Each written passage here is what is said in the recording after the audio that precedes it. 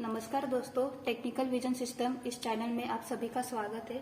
तो दोस्तों, जैसे कि आप सभी को पता है कि रजिस्टर्स कनेक्शन के अलग अलग टाइप होते हैं। हम लोग ने पिछले वीडियो में रजिस्टर इन सीरीज देखा, तो इस वीडियो में हम एक नया टॉपिक लेंगे जिसे हम रजिस्टर इन पैरेलल कनेक्शन कहते हैं। रजिस्टर इन पैरेलल, ये आज हम सीखने वाले हैं।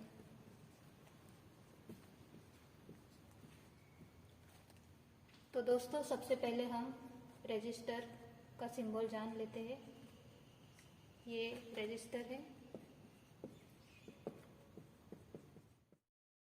तो दोस्तों, इसी रजिस्टर को हम एक सर्किट में कनेक्ट करने वाले हैं, बट पैरेलली। ऐसे ही हम 3 रजिस्टर यूज करने वाले हैं।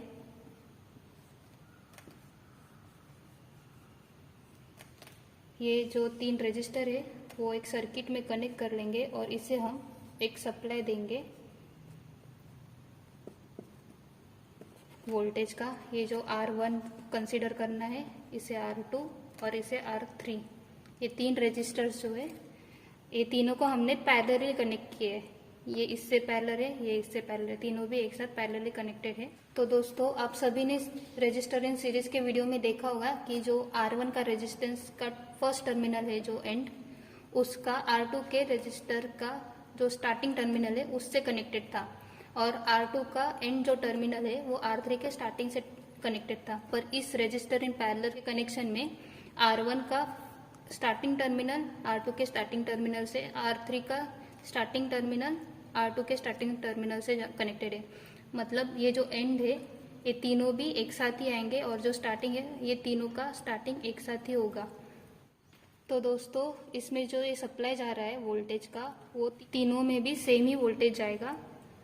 और जो करंट होता है, जैसे कि ये पॉजिटिव वोल्टेज है, positive terminal R1, R2, R3 तीनों से होके, ये जो नेगेटिव पॉइंट है वो रजिस्टर के नेक्स्ट एंड को जाएगा। ये जो R1, R2, R3 है वो नेगेटिव को जाएगा एक टर्मिनल, और जो पॉजिटिव टर्मिनल वो दूसरे टर्मिनल को जाएगा, R1, R2 और R3 के रजिस्टर को। तो ये जो वोल्टेज है वो तीनों में भी सेम रहेगा V करके, और जो करंट फ्लो होगा इनमें से I1 मतलब डिफरेंट होगा।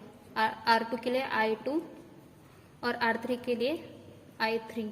ये तीनों भी रजिस्टर में करंट अलग अलग फ्लो होगा, करंट की वैल्यू अलग रहेगी, बस वोल्टेज कॉमन होगा तीनों के लिए। पर जो रजिस्टर इन सीरीज का जो वीडियो है उसमें हम लोग ने देखा होगा कि वोल्टेज कांस्टेंट नहीं है और करंट कांस्टेंट है।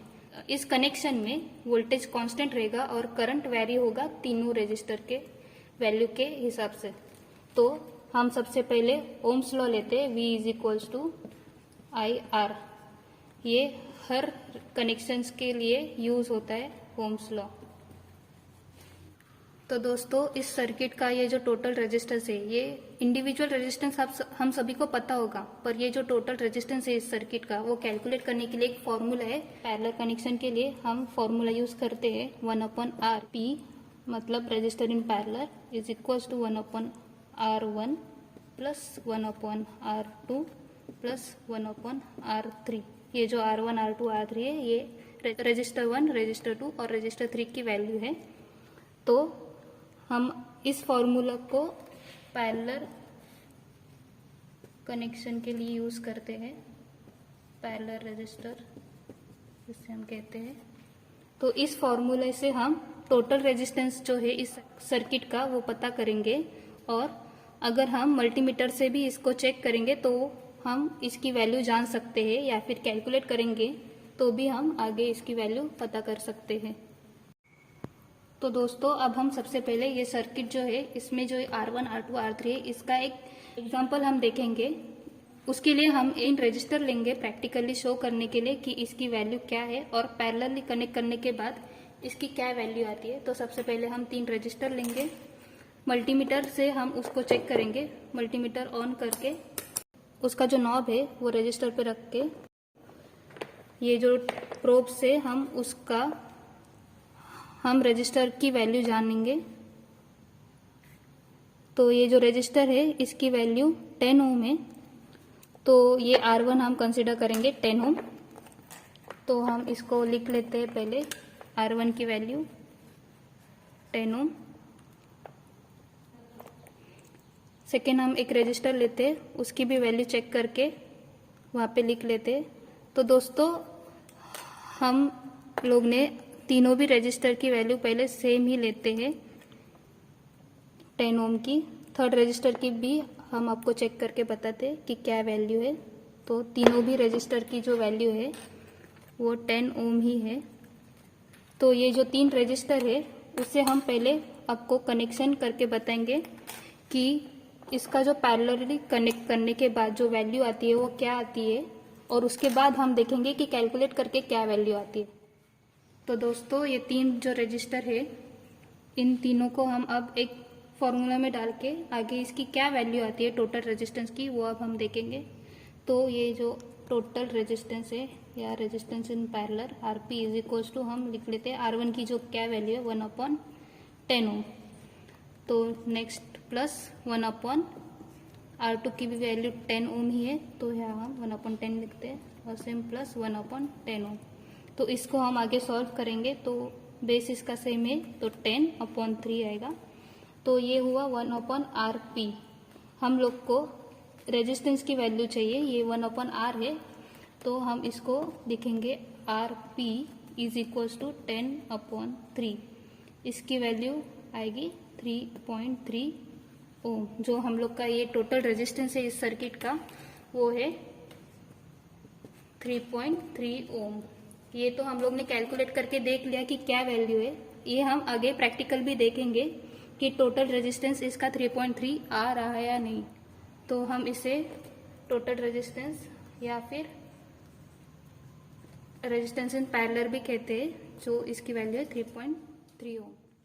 तो दोस्तों हम लोग ने ये 3 पैरेलल रजिस्टर कनेक्ट किए हैं ब्रेडबोर्ड पे। अब इसके अक्रॉस जो टोटल रेजिस्टेंस है हम देख लेते हैं मल्टीमीटर से कि कितना रहा है। तो आप देख सकते हैं ये जो रेजिस्टेंस है 3.5 बता रहा है, ये तीनों का रेजिस्टेंस है।